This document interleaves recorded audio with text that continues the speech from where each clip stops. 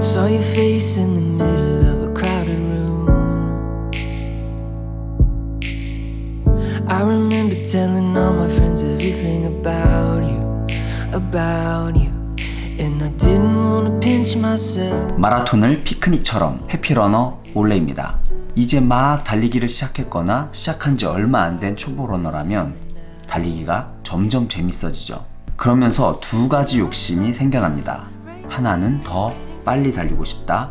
다른 하나는 더 멀리 달리고 싶다. 하지만 이 두 가지 욕심 모두 치명적인 부상으로 이어지는 지름길이라는 걸 모르는 분들이 많습니다. 그래서 오늘은 어떻게 하면 부상 없이 더 빨리, 더 오래 달릴 수 있는지에 대해 이야기해 볼까 합니다. Waiting for you. Yeah, I'll be right here waiting for you. 먼저 부상 없이 빨리 달리는 법에 대해서 이야기를 하자면 그런 방법은 없습니다. 모든 스피드 훈련은 부상을 전제하기 마련입니다. 다만 훈련 후에 어떻게 관리하는가 하는 사후의 문제만 있을 뿐입니다. 그래서 속도가 반드시 필요한 선수나 기록을 내기 위한 러너들은 사후 관리를 철저하게 합니다. 하지만 우리 같은 초보들이 다치지 않고 스피드를 올리려면 달리는 거리를 늘려주는 것이 가장 안전하고 확실한 방법입니다. 지금 5km를 달리는 러너라면 10km까지 안정적으로 달릴 수 있게 거리를 늘려보세요. 그리고 다시 돌아와서 5km를 달리면 자연적으로 속도가 빨라져 있을 거예요. 하지만 무작정 거리를 늘리는 것도 부상의 위험이 큽니다.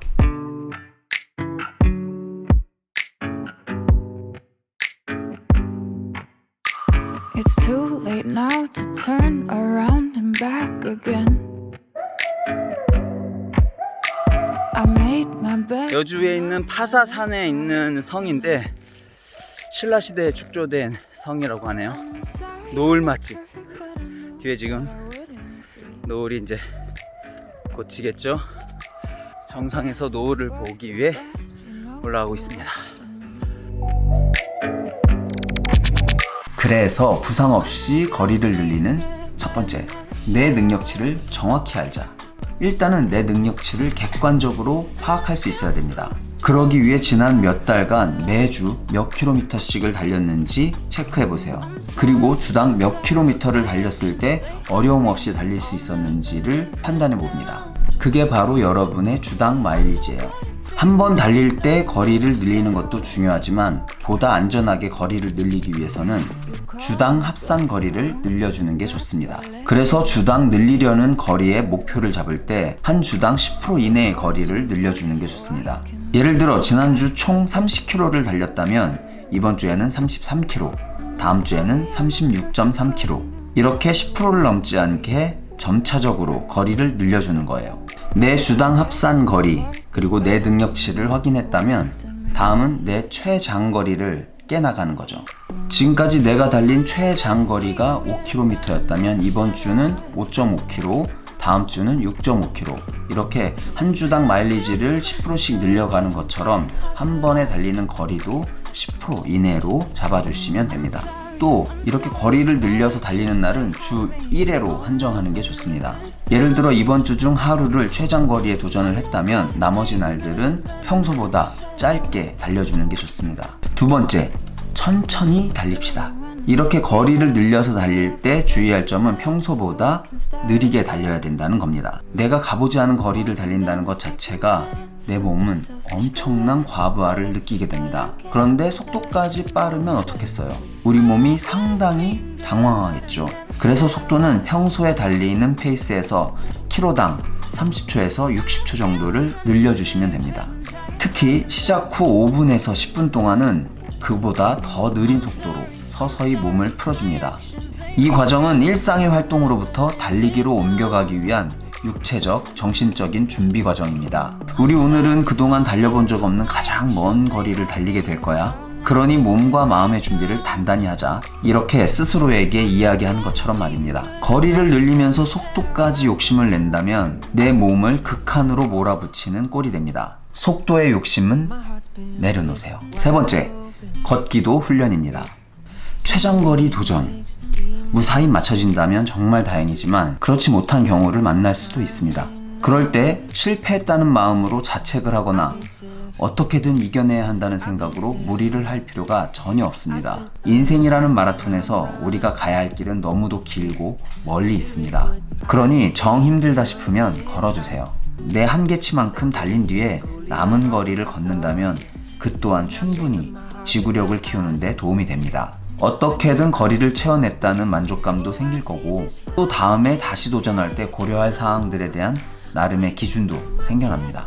또 그렇게 걷다 보면 다시 달릴 힘이 생겨나기도 합니다. 걷는 것은 마라톤이 아니야 라고 주장하는 사람들도 있습니다. 저 또한 그런 마음으로 달리기를 오랫동안 해온 게 사실인데요. 하지만 그때마다 찾아왔던 온갖 부상들을 생각하면, 그래서 몇 주 동안 또는 몇 달 동안 달리지 못했던 날들을 생각해보면 진짜 중요한 게 어떤 건지 생각해보게 되더라고요. 네 번째, 수면이 중요합니다. 달리기에 있어서 수면이 자칫 소홀해지는 경우가 많습니다. 심지어 더 멀리 달리기 위한 날은 조금 더 일찍 일어나겠죠. 저의 경우에는 다른 그 무엇보다 수면의 양이나 질이 그날의 컨디션을 좌우하는 걸 많이 느낍니다. 그래서 저는 매일 수면의 양과 질을 체크를 합니다. 그리고 제대로 된 수면이 이루어지지 않은 날은 과감하게 훈련을 포기하기도 합니다. 그렇게 컨디션이 좋지 않은 날 무리하게 장거리 훈련을 하면 부상을 당할 확률이 확실히 높더라고요. 그러니 다음날 장거리 달리기를 앞두고 있다면 수면의 양과 질을 높이기 위해 최선의 노력을 하는 게 좋습니다. 저는 평소보다 1시간 더 일찍 자려고 노력을 하고, 또 자기 전에 족욕이나 반신욕 등으로 수면의 질을 높여줍니다. 다섯 번째, 장거리 달리기 전, 중, 후 먹는 것에 신경 쓰자. 어떤 음식을 언제 얼마나 먹는가는 달리기에 많은 영향을 줍니다. 특히 1시간 이상의 장거리 시에는 음식에 더욱 신경을 쓰셔야 됩니다. 물론 음식은 각자의 체질이나 달리는 시간 등에 따라서 다 다를 수 있기 때문에 스스로 시행착오를 통해서 알아가는 게 필요합니다. 저의 경우에는 대부분의 장거리 달리기 1시간 전에 바나나 1개 정도, 그리고 물 1컵 이렇게 먹어줍니다. 평소에는 거의 새벽에 달리기 때문에 음식물을 거의 먹지 않아요. 하지만 장거리 러닝 시에는 바나나가 칼륨도 풍부하고 소화도 잘 되기 때문에 저에게는 또 많은 러너들에게 아주 좋은 음식이라고 생각합니다. 달리는 중에는 파워젤을 주로 먹어주고요. 그리고 가장 중요한 건 물이죠. 1시간 이상의 러닝 시에는 물을 어떻게 보충할지 꼭 생각하고 나가야 됩니다. 저는 가방에 물을 넣고 달리거나 편의점의 위치를 확인해 두고 중간 급수를 합니다. 물은 목마름이 느껴지기 전에 미리미리 마셔줘야 됩니다. 달리고 나서는 충분한 영양 섭취가 중요합니다. 저는 달리고 나서도 바나나가 너무 좋은 음식이라고 생각해요. 최대한 빠르고 간단하게 영양분을 흡수하는 아주 좋은 음식이에요. 그리고 삶은 달걀.